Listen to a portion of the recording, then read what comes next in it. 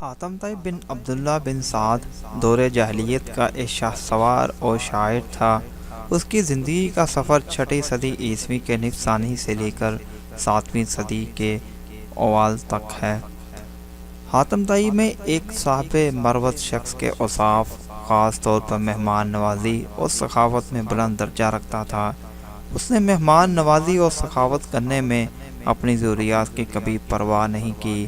یہی وجہ ہے کہ وہ سب میں بہت زیادہ سخاوت والا پایا جاتا تھا۔ کسی پوچھنے والے نے حاتم طیب سے پوچھا، کیا سخاوت میں کوئی تجھ سے آگے بڑھا ہے؟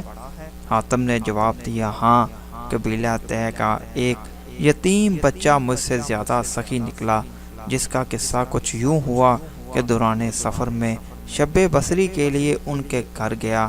اس کے پاس 10 بکریاں تھیں۔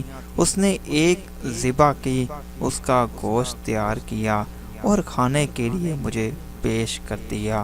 اس نے کھانے کے لیے مجھے جو چیزیں دیں ان میں مغز بھی تھا۔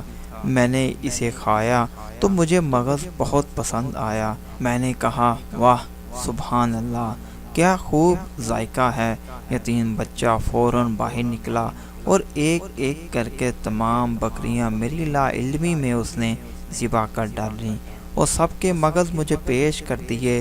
جب میں جانے لگا تو کیا دیکھا کہ گھر کے ارد گرد ہر طرف خون ہی خون بکھرا ہوا ہے۔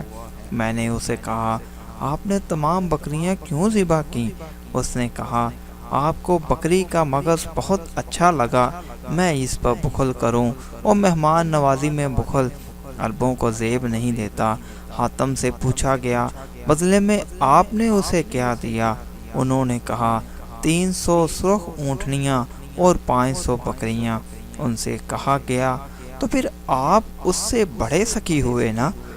انہوں نے جواب دیا، نہیں، وہ مجھ سے زیادہ سخی ہے، کیونکہ اس نے اپنا سب کچھ لٹا کر سخاوت کی، جبکہ میں نے اپنے بہت سے مال میں سے تھوڑا سا خرچ کر کے سخاوت کی۔ عام روایت کے مطابق جو اس کے بارے میں کی جاتی ہیں وہ اسلام سے قبل کی ہیں اور عربوں کے لیے ایک بہترین نمونہ تھی۔ اس کی فیاضی ضرب المثل تھی، اسی وجہ سے اسے جوادیہ یا اجود کہتے تھے۔ بعض روایت میں تو یہاں تک کہا گیا ہے کہ وہ اپنی وفات کے بعد بھی، جو غالباً نبی کریم صلی اللہ علیہ وآلہ وسلم کی پیدائش کے 9 سال واقع ہوئی تھی، وہ ان کے لوگوں کی حاجت روائی کیا کرتا تھا جو اس کے مزار پر جا کر اس کی مہمان نوازی کے طلبگار ہوتے تھے۔ اس کا مزار غالباً بلادتی کے ایک پہاڑ کے اوپر تھا جو تنگا میں وادی حائل کے کنارے میں واقع تھا۔ اس کے مزار کے دائیں اور بائیں جانب پتھر کی 4 مورتیاں تھیں جن کی شکل لڑکیوں کی سی تھیں اور بال بکھرے ہوئے اس کے مدفن پر نوحہ کر رہی تھیں۔ اس کے مزار کے قریب ایک بڑی دیگ کے باقی ماندہ ٹکڑوں کی بھی نمائش کی گئی تھی، جس میں سے وہ اپنے مہمانوں کو کھانا کھلایا کرتا تھا۔ حاتم طیب کے اشعار زیادہ تر سخاوت اور ایثار کی تعریف میں ہیں۔ عربی ادب میں حاتم کی شخصیت بہت ہر دل عزیز ہے۔